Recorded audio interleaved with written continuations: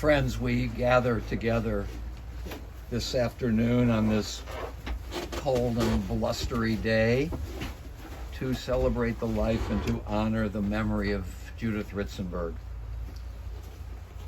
Even though the weather is cold, we do feel the warmth of each other's presence at this difficult time.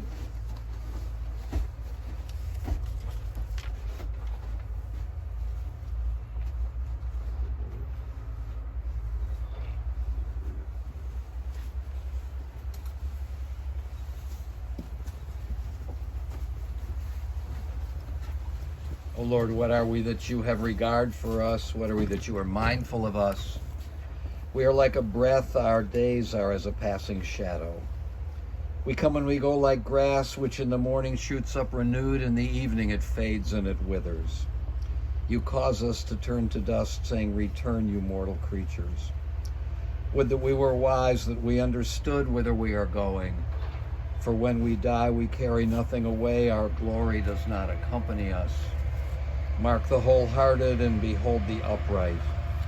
They shall have peace. Happy are those who have not followed the counsel of the wicked, or taken the path of sinners, or joined the company of the insolent. Rather, the teaching of God is their delight, and they study that teaching day and night. They are like a tree planted beside streams of water, that yields its fruit in its season, whose foliage never fades and whose fruit always flourishes. Let us join together now in the 23rd Psalm. The Lord is my shepherd, I shall not want. He maketh me to lie down in green pastures. He leadeth me beside the still waters. He restoreth my soul. He guideth me in straight paths for his name's sake. Yea, though I walk through the valley of the shadow of death, I will fear no evil, for thou art with me. Thy rod and thy staff, they comfort me.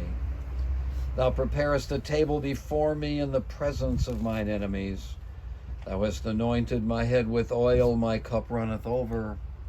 Surely goodness and mercy shall follow me all the days of my life, and I shall dwell in the house of the Lord forever. Judith Ritzenberg died this past Monday at the age of 89. She lived a long and a full life, and those who loved and admired her will miss her. Judith was a bright and purposeful woman, and these qualities showed themselves early in her life. For example, though she planned to get married and to raise a family, she was determined to go to college and earn her degree before doing so. And this is exactly what she did. She attended OSU and graduated, and then she got married. And in her 40s, Judy received her master's degree in education, going to school over a long period of time at night. In pursuing her vocation, she taught remedial reading to first, second, and third graders in Cleveland's inner city schools for more than 30 years. She loved the children with whom she worked, and I can well imagine that they loved her back. As I learned the other day when I spoke with Debbie and Brian, their mother had a tremendous empathy for her students, caring about them, helping them, and never giving up on any of them. In addition, Judy was an extremely social person. She loved being with people, most especially her teaching colleagues and her lifelong friends. And given that Judy was loyal and reliable, kind and empathetic and appreciative, we can well understand why people cared about her as much as she cared about them, and why many people said that Judy was the kindest person they ever met. Moreover, I learned from Debbie and Brian that their mother was a most resilient person. Perhaps she cultivated this skill during the difficult years of her childhood, where the possession of good coping skills was a must. But it became a lifelong attribute. Indeed, Judy, in your words, Brian, was always just hung in there and never complained. She was steady, resolute, and purposeful. After Judy retired, she involved herself in a variety of volunteer activities. She offered her energies to Menorah Park, especially, where she also served as president of its auxiliary volunteer group. She volunteered as well for the Cleveland Orchestra, working the matinees for more than 5 years. And she volunteered at the Cleveland Botanical Gardens. Being around people, being busy, and serving her city's major institutions. These are the things she wanted to do, and I imagine that she did them very well. I myself will always remember Judy with fondness, and I will especially recall the many times I saw her at the temple as I passed her seat on my way to the front of the chapel to conduct our weekly Kabbalat Shabbat services. As I passed her, we always exchanged smiles and a kind word or two of greeting. I knew her to be kind and gentle, and I felt her warmth and her capacity to reach out to people in an authentic but understated way. Judy is survived by her daughter Debbie and her son Brian, by her son-in-law Mark and her daughter-in-law Faith, by her grandchildren Jake, Haley, Kevin, Zachary, and Adam, grandchildren who were the light of her life, by her cousins Maxine, Iris, and Bonnie, and by her many nieces and nephews Leslie, Dale, Sandy, Amy, Joel, and David, and by her sister-in-law Gladys. And Judy's family wants to express their appreciation to Judy's wonderful caregivers, Corey Swindell and Bobby Johnson. Judy was predeceased by her husband of 62 years, Marvin, by her brother Ivan, by her parents Harry and Anna, by her brothers and sisters-in-law, Ruth, Aaron, Beatrice, Esther and Bernie, and Bessie and Eric. Judy Ritzenberg lived a long and a full life. She raised a wonderful family, cultivated the joys of lifelong friends, and contributed to her community. Those who loved and admired her will never forget her. Zichrona Livracha. The memory of Judy Ritzenberg will always be our blessing. Amen. I now want to call on several people who will reflect upon the life, the qualities, and the accomplishments of Judy Ritzenberg. First, her daughter, Debbie.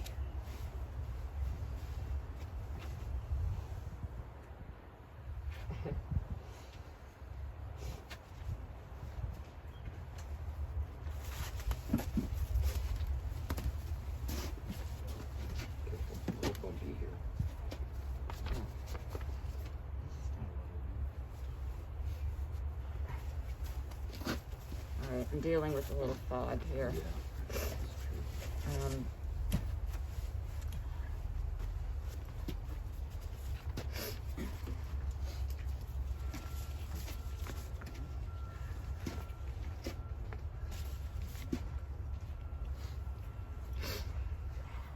My mom used to say our family came from good Russian peasant stock, tough enough to drop a baby in the fields in the morning and go back to work in the afternoon.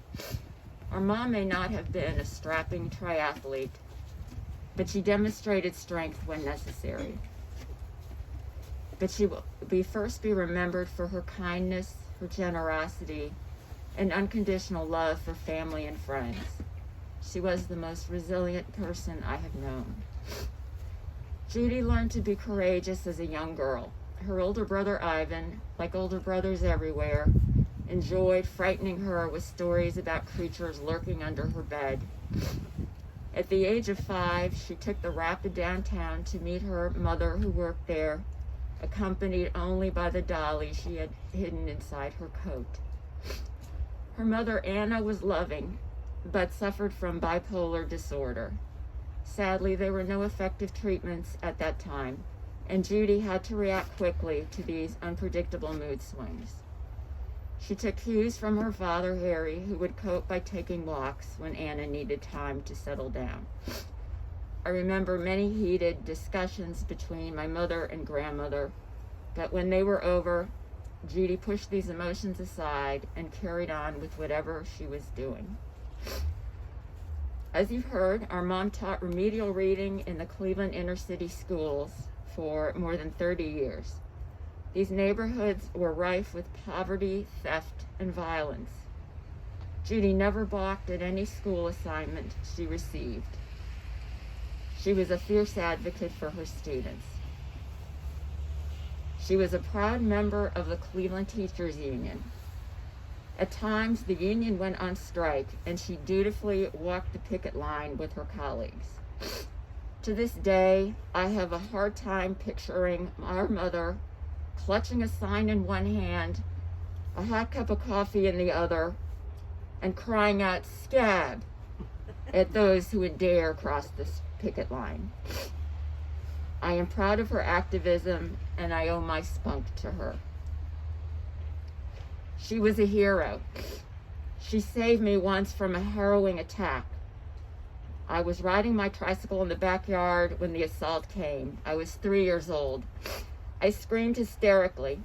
She rushed outside and without a word lifted me from my bike and quickly removed my pedal pushers that had been defiled by bird poop. Good memories.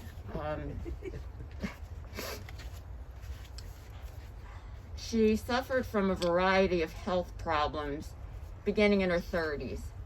A viral illness left her deaf in her right ear and affected her balance, putting an end to the square dancing that she and Marvin loved.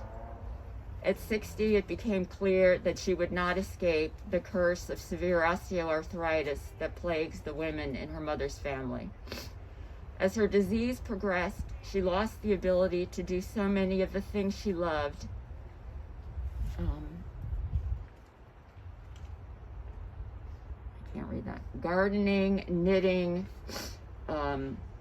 volunteering, traveling, driving, and eventually walking and writing. But she never complained or expressed any self-pity. She still took enjoyment from watching birds,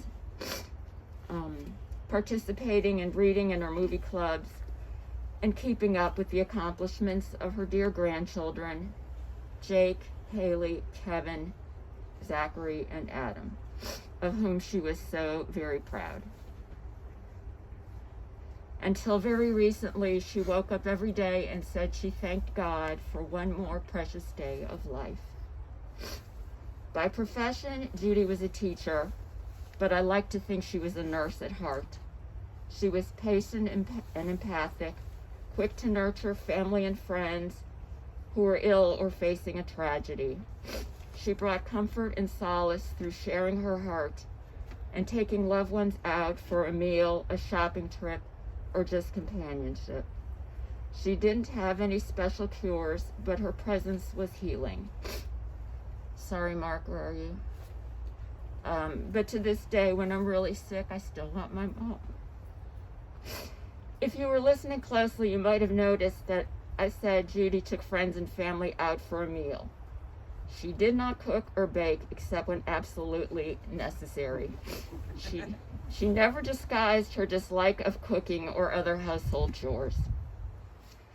And in these skills, she would be graded with a D+.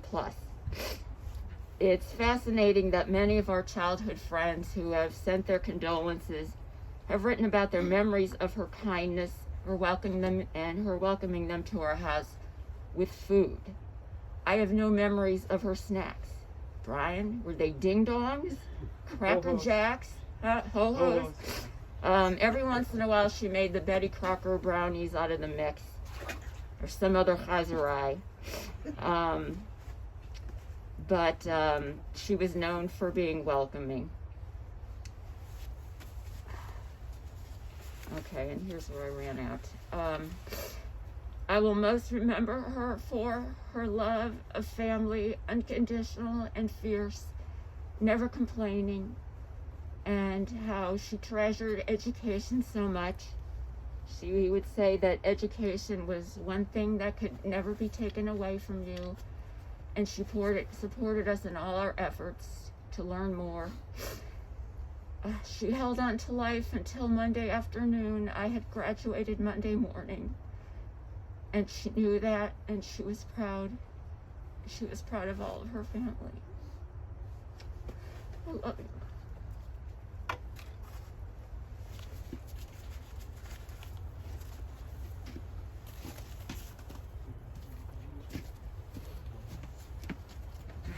Ryan? How about the boys have a poem? I'll go last. Okay.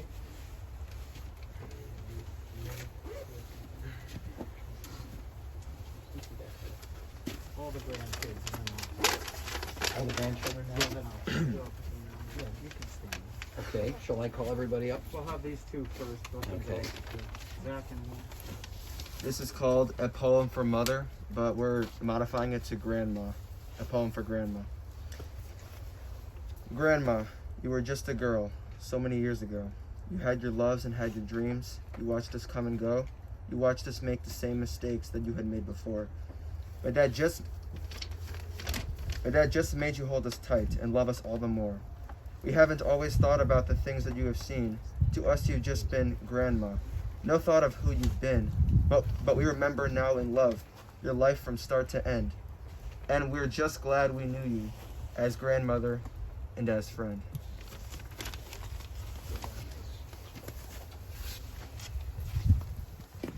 Alright, I have another poem titled You Were There. You were there when we took our first steps and went unsteadily across the floor. You pushed and prodded, encouraged and guided until our steps took us out the door. You worry now, are they okay? Is there more you could have done? As we walk the paths of our unknown, you wonder, where have my children gone? Where we are is where you have led us. With your special love, you showed us a way to believe in ourselves and the decisions we make, taking on the challenge of life day to day. And where we go, you can be sure, in spirit you shall never be alone, for where you are is what matters most to us, because to us that will always be home. Thank you. Thank you so much. And now grandchildren, Jake, Haley, and Kevin.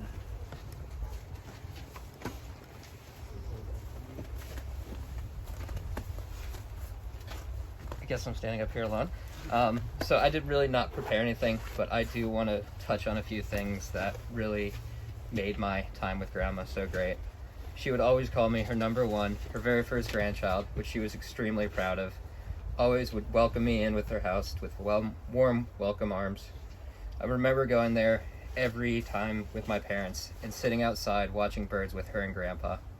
I actually just learned a funny story that I did not know was about her, but my mom has been singing a song calling me her bunny man for the past 26 years, and I've recently discovered that was Grandma's.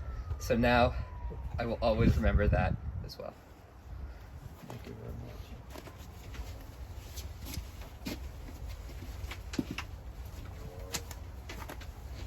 Just wanted to say that she was a wonderful grandma and a phenomenal person and one of the kindest people I've ever known. And although she's gone, I'll miss her dearly. I know everyone here is tired of the snow, but I always remember when we were little coming up here and being so excited to see our grandparents, and it's snowing, and we're from Atlanta, we never get snow. But I just remember all the things she taught me. She taught my mom and me how to knit. I learned so many Yiddish words from her that I still use and confuse my friends with. We would always have tea parties, and I didn't like tea when I was 3 or 4, so she would put sugar in my milk and call it kid tea, and I thought it was the best drink ever, but I was just getting a sugar high, I guess. But I'm happy that we got to visit her a few years ago where we got to have a tea party again, and I was able to drink real tea like an adult that time. There's just so much I could say about her that I love, and I think the thing that I love most of all from her is usually when you call your grandparents, you're just like, okay, and they're talking for a while, but she would just spend 5 minutes telling you how much she loved you and how great you were and how it made you feel like the most special person in the world. And that's something that was so special and unique about her, and even though she may not be physically here with us, I know her love for us is still here. And just wanted to, oh no, it won't work. I don't have my ID.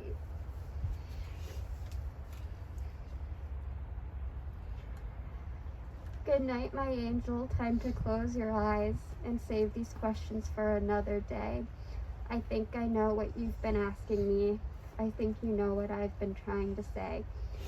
I promised I would never leave you, and you should always know, wherever you may go, no matter where you are, I will never be far away. Good night, my angel. Now it's time to sleep, and still so many things I want to say. Remember all the songs you sang for me when we went sailing on an emerald bay. And like a boat out on the ocean, I'm rocking you to sleep. The water's dark, and deep inside this ancient heart, you always will be a part of me. Someday we'll all be gone, but lullabies go on and on. They never die. That's how you and I will be. I love you, Grandma. Ryan.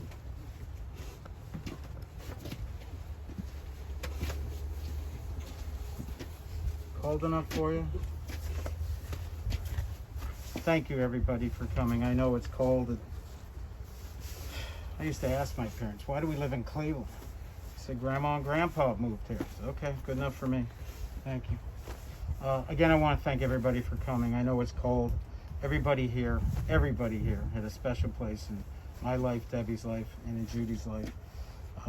Corey, Bobby, and Karen, thank you very much for everything you guys did. You kept her going. My cousins, Faith, Olivia, Isabel, and Nicole, thank you. Thank you for being in my life. The hat, this was the bar mitzvah favor at Zach's bar mitzvah. Judy clutched this like a bar of gold. And she said to me, you're going to have one for Adams, right? I said, yeah.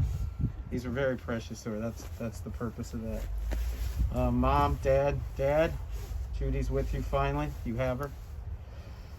My mother was a beautiful person, attractive, intelligent, educated, conscientious, charitable, friendly, talkative, and cooperative. She was a loving daughter to her parents, a loyal sister to her brother, a dedicated partner to her husband, a comfort to her children, a cherished grandmother, a special aunt, a reliable cousin, a prized in-law, a valued colleague to her fellow teachers, and a best friend to us all.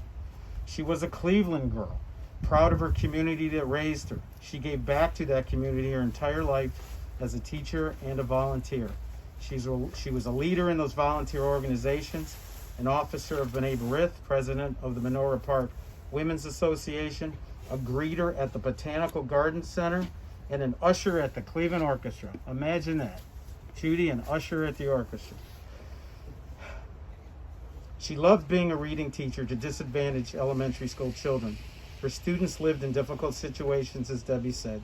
She told us that not only did her students look upon her as a teacher, they would frequently call her mommy and hug her. At the end of one summer in my college years, my mother asked me to help her set up her classroom. That day I mounted posters, the alphabet above the blackboard, arranged the desks, and various other preparations in her classroom. Many teachers, even the principal, came into the room that day to welcome back Mrs. Ritzenberg to a new school year. Yeah, that Mrs. Ritzenberg was quite the attraction. My mother was a big hitter in the field of education. I hadn't realized how big until that day. She was pretty cool. Of course, what subject do you think I struggled most in if my mother was a reading teacher? Reading. I couldn't handle those primary books. I thought they were lame. I wasn't doing so good until an eventful summer, our parents, Debbie, took us on a trip out west. It was 1967. My mother had planned a 17-day train and car trip to the great western states.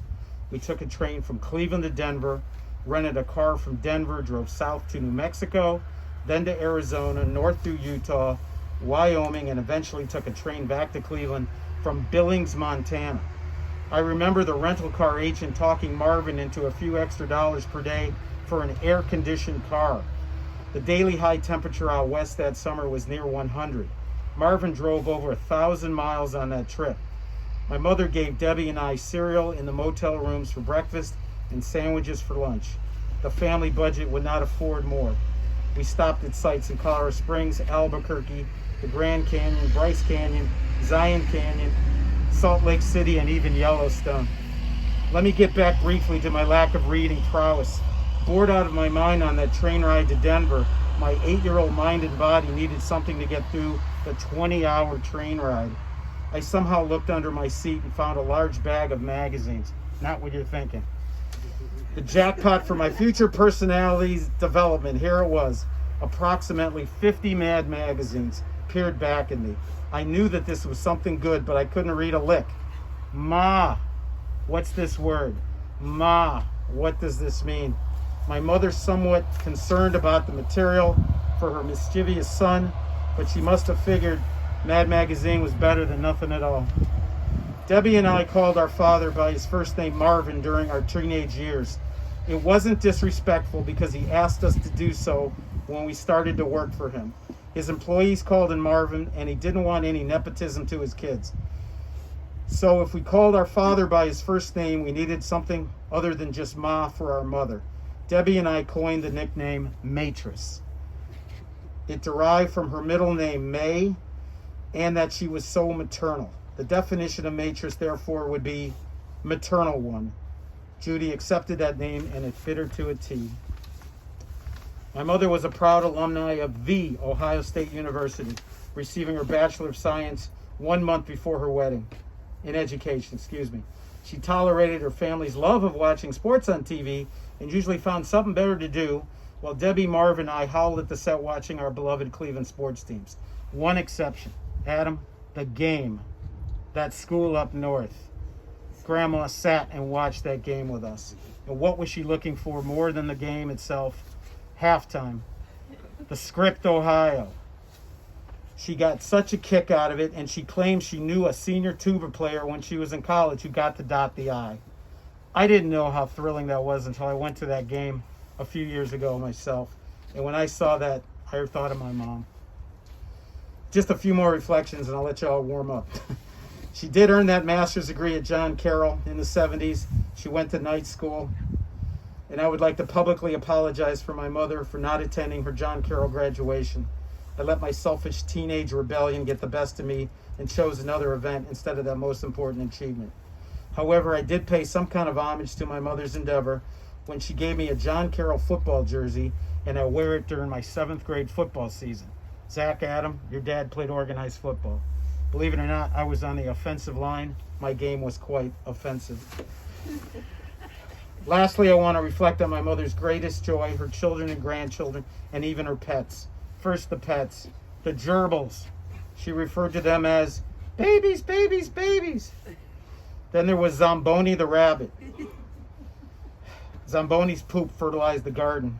And let me tell you, what a garden. Then there was Sam the cat, my nemesis. Sam replaced me when I went to college. He would sit at the kitchen table in my chair with Marv and Judy. He crossed his paws on the table and would just stare at his parents waiting for a treat. When I would come home on break, Sam would hiss at me and challenge me to a boxing match. I kid you not, a boxing match. Every night, he would run under the coffee table, and I would have to join him under there and fight it out. Then there was Schmutzy the cat. I don't know how Marv and Judy got 2 cats with the same lovely personality. Schmutzy loved Judy and Marv, but not too many others. She terrified Zach and Adam. Sorry about that, guys.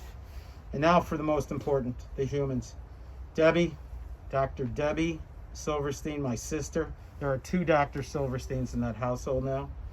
Debbie, yes, you made it to the promised land. Our mother had a doctor, an incredible accomplishment that she was aware of.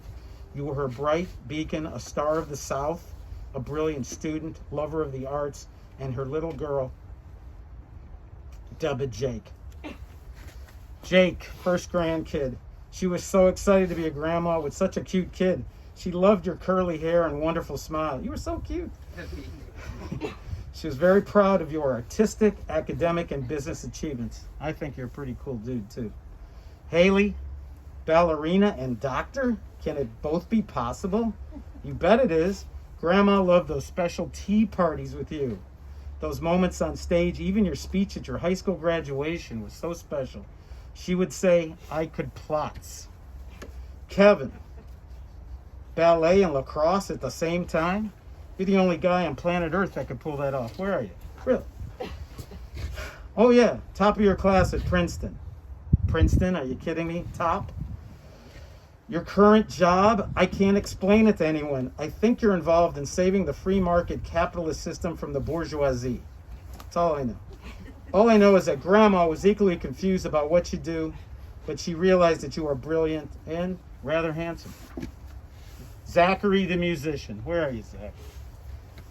Grandma was thrilled to have one of those in the fold.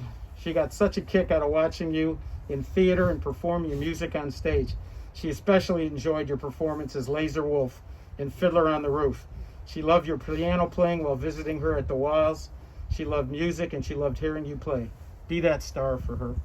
And Adam, you got a tough act to follow, dude. Grandma knew that your cup, your brain, was up to the challenge. I told her you never received anything below an A in school. I hope it's true. She claimed that you wanted to become a doctor. Guess what, bub? You're committed. And Ohio State would be the perfect choice to complete the circle.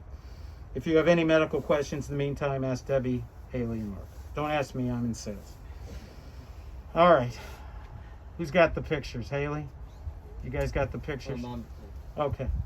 When you see that picture of my mom in their fancy little dress, that was taken about the same time she saw her very first and favorite movie, The Wizard of Oz. The song Over the Rainbow will always remind me of you, Ma, that little innocent girl. And there is that eternal hope out there where the bluebirds fly. You love the birds. Your family was the most important thing in your life, and you did the best you could to keep us together. And by the way, Ma, you were right. There's no place like home. Love you always.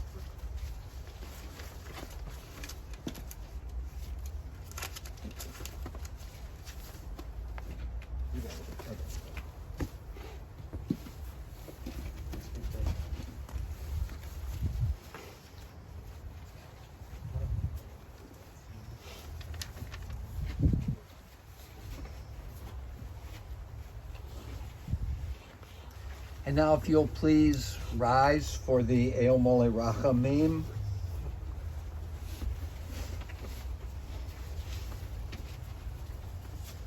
Eil Mole Rachamim, Shochen Bamromim, Hamtzei Menucha Nechona Tachat Kanfei HaShechina, Im Kadoshim Utahorim Kazohar Haraki Amaz Hirim, Et Nishmat Yocheved Tomasi Bat Yil Va'ana, Shahacha la'olama.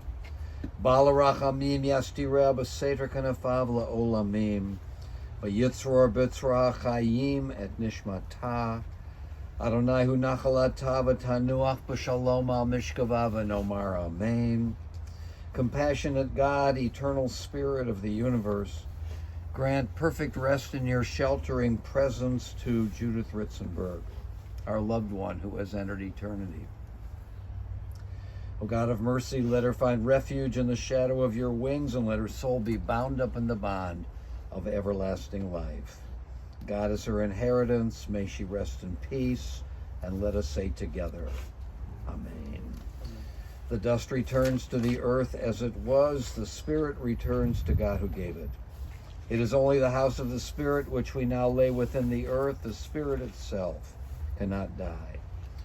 Receive in mercy, O God, the soul of our beloved departed Judith Ritzenberg. Grant her that everlasting peace which you have prepared for us in the world to come. Though no human eye has seen, nor ear has heard, nor mind has grasped it, still it is our sure inheritance and our everlasting portion. O God, help us to understand that grief and love go hand in hand, that the pain which loss inflicts is the measure of a love that is stronger than death. Though we cry in the anguish of our hearts, may we know that our Comforter is near, and may we cling unafraid to the trusted hand. In this spirit, O God, do we commit all that is precious to us to your keeping, as we now repeat the words that have been hallowed by our generations, the Kaddish, which is on the card that some of you have. As we say together, Yit Gadal v'Yit Kadash Shemei Rabbah, v'Alma Divrach Hirutei v'Yamlik Malchutei, v'Chayichon of Yomechon v'Chayedechol Beit Yisrael, v'Agalav Izman Kari v'Yamru Amen. Yehei Shemei Rabbah mevarach le'olam olamei Almaya, Yit Barach v'Yishtabach v'Yit Pa'ar v'Yit Romam v'Yit Naseh, V'yit hadar v'yit haleh v'yit halal shmei dekudasha barichu le'ela min kol birchata v'shirata tushbechata v'nechemata da'amiran b'yalma v'yimru amen. Yehei shalom rabba min shemaya v'chayim aleinu v'al kol Yisrael v'yimru amen. Oseh shalom b'mromav hu yaseh shalom Aleinu v'al kol Yisrael v'yimru amen. May the source of peace send peace to all who mourn and comfort all the bereaved among us. And let us say together, Amen. This concludes our service. I'm going to ask the family first, if you wish, to place a handful or a spoonful of sand or dirt on the casket. And then whoever else would like to participate in this ritual may line up and do so.